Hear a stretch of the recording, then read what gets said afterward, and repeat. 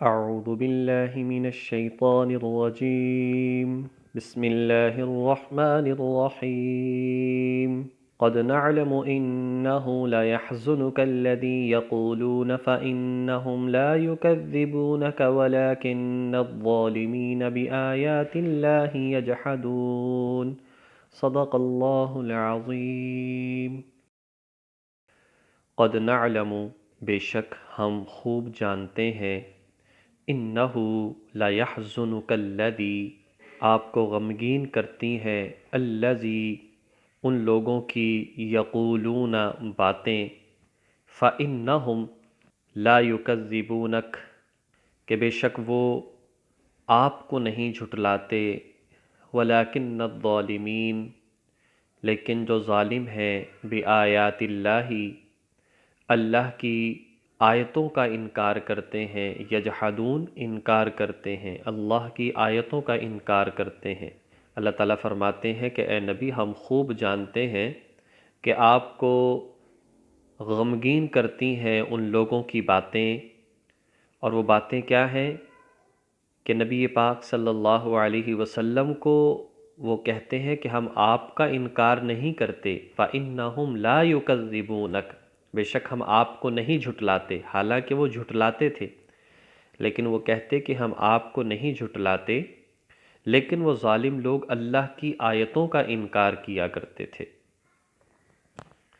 اس آیت کریمہ میں یہ بات ارشاد فرمائی ہے کہ نبی پاک صلی اللہ علیہ وسلم کو اتنا غم اس بات سے نہیں ہوتا تھا کہ لوگ آپ کو جھٹلایا کرتے تھے، لوگ آپ کو جادوگر کہتے تھے، لوگ آپ کو مجنون کہتے تھے، لوگ آپ کی باتوں کو غلط کہتے تھے۔ اس بات کا آپ کو اتنا رنج نہیں ہوتا تھا کہ جتنا دکھ اس بات کا ہوا کرتا تھا کہ لوگ اللہ کی ذات کے منکر ہو گئے تھے، لوگ شرک کیا کرتے تھے، لوگ جو ہیں وہ رسالت ہی کر آپ کے رسول ہونے کا ہی انکار کر دیتے۔ اس بات سے سب سے زیادہ آپ کو غم ہوتا تھا۔ اس بات کو یہاں پر بیان کیا ہے، اللہ تعالیٰ فرماتے ہیں کہ اے نبی، میں خوب جانتا ہوں اس بات کو کہ یہ لوگ آپ سے تو کہتے ہیں کہ لا یکذبونک، ہم آپ کو نہیں جھٹلاتے، لیکن یہ اللہ کی آیتوں کا انکار کرتے ہیں کہ اللہ تعالیٰ ایک ہے، اللہ تعالیٰ ہمارا خالق ہے، اللہ ہی کی عبادت کرنی چاہیے، شرک نہیں کرنا چاہیے، بت پرستی چھوڑ دینی چاہیے، مرنے کے بعد دوبارہ اٹھایا جائے گا۔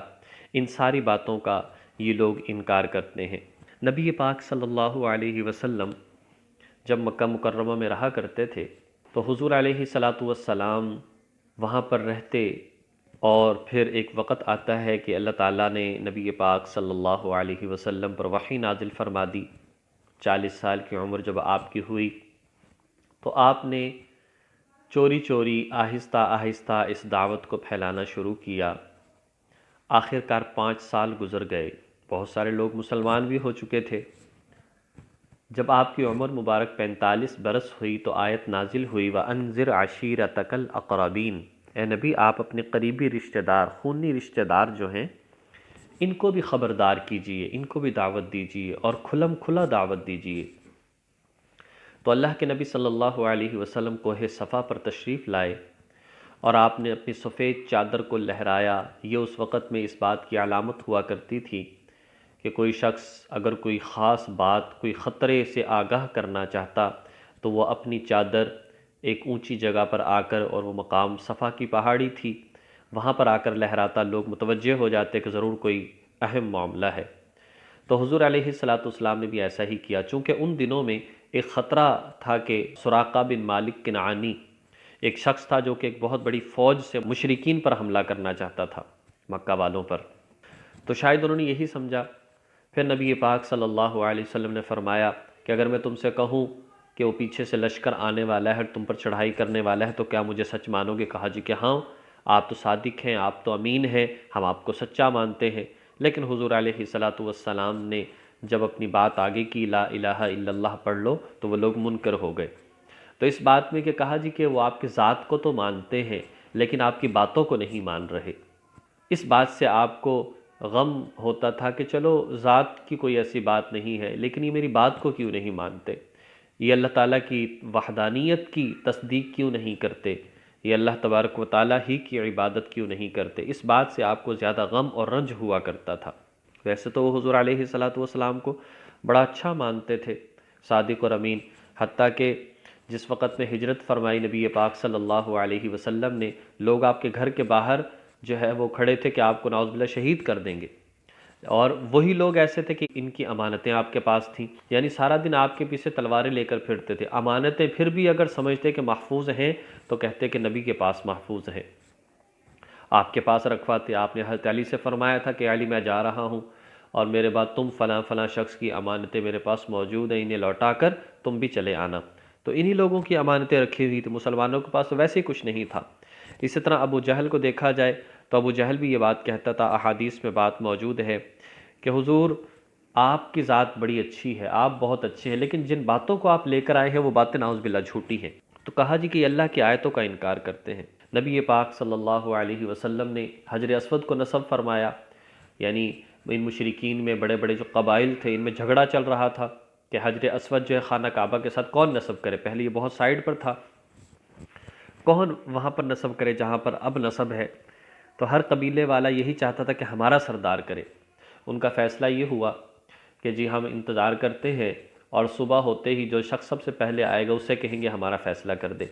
تو دیکھا کہ سب سے پہلے نبی پاک صلی اللہ علیہ وسلم آئے تو یہ بڑے مطمئن ہوئے کہ چلیں اچھا فیصلہ ہو جائے گا، کیونکہ ہر ایک قبیلہ یہی چاہتا تھا کہ ہمارا سردار رکھے تاکہ قیامت تک ہم ہی اپنے اس چیز کی خوبی کو بیان کرتے رہے کہ ہمارا قبیلہ تھا جنہوں نے حجر اسود کو یہاں پر نصب کیا ہے۔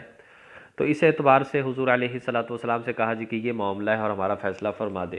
نبی پاک صلی اللہ علیہ وسلم اپنی چادر بچھائی اور چادر بھی ان سے نہیں لی، کہیں یہ نہ ہو کہ کوئی کہے کہ ہمارے قبیلے والوں نے چادر دی تھی، اور پھر خود حجر اسود کو اپنے ہاتھوں سے اٹھایا اور اس چادر پر رکھ دیا، اور پھر فرمایا کہ تم سب قبیلے والے اپنے اپنے ہاتھ لگاؤ اور چادر کو پکڑو اور انہیں لے چلو۔ لے چلے اور خانہ کعبہ کے پاس لا کر فرمایا آپ نے رکھ دو، وہاں پر رکھ دیا۔ حضور نے اپنے ہاتھوں سے حجر اسود کو اٹھایا اور نصب فرما دیا۔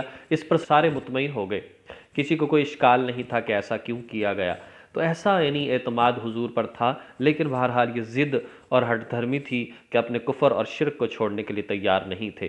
وَلَقَدْ كُذِّبَتْ رُسُلٌ مِّن قَبْلِكَ، اور حقیقت یہ ہے کہ آپ سے پہلے بہت سارے رسولوں کو جھٹلا چکے ہیں۔ وَلَقَدْ، اور بے شک كُذِّبَتْ جھٹلا چکے ہیں رسولوں کو، مِّن قَبْلِكَ آپ سے پہلے، فَصَبَرُوا تو انہوں نے صبر کیا، عَلَىٰ مَا كُذِّبُوا کس بات پر؟ جو انہیں جھٹلایا گیا، اس جھٹلانے پر انہوں نے صبر کیا۔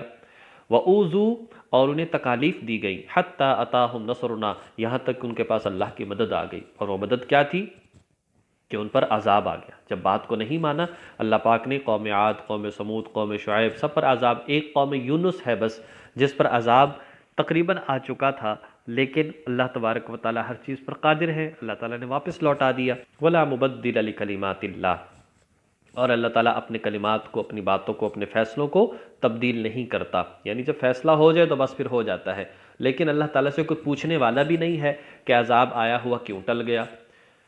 تو اس لیے جیسے قوم یونس پر عذاب آیا ہوا ٹل گیا تو اللہ تعالیٰ سے کوئی پوچھنے والا بھی نہیں۔ وَلَقَدْ جَاءَكَ مِن نَّبَإِ الْمُرْسَلِينَ اور بے شک آپ کے پاس تو آئی ہیں کچھ انبیاء کی خبریں، سارے رسولوں کا تذکرہ آپ کے سامنے نہیں کیا، صرف مثال کے طور پر چند انبیاء کا تذکرہ قرآن میں موجود ہے، 27-28 انبیاء کا تذکرہ قرآن میں ملتا ہے، کچھ کا حدیث میں ملتا ہے، لیکن تعداد 1,24,000 یا 44,000۔ بہرحال دونوں آیتوں کا خلاصہ ہی نکلتا ہے کہ اللہ تبارک و تعالیٰ نے ہمیں جو ایمان کی دولت سے نوازا ہے، ہمیں جو نیک اعمال عطا فرمائے ہیں، حضور علیہ السلام کی نسبت اور اسلام اور دین کی نسبت عطا فرمائی ہے، اس کی لاج رکھنی چاہیے، اور وہ یہی ہے کہ حضور کی لائی ہوئی باتوں کو حضور علیہ السلام کی ذات کو سامنے رکھ کر پھر مانا جائے اور اس کے مطابق عمل کیا جائے۔ اللہ تبارک و تعالیٰ ہمیں عمل کی توفیق نصیب فرمائے۔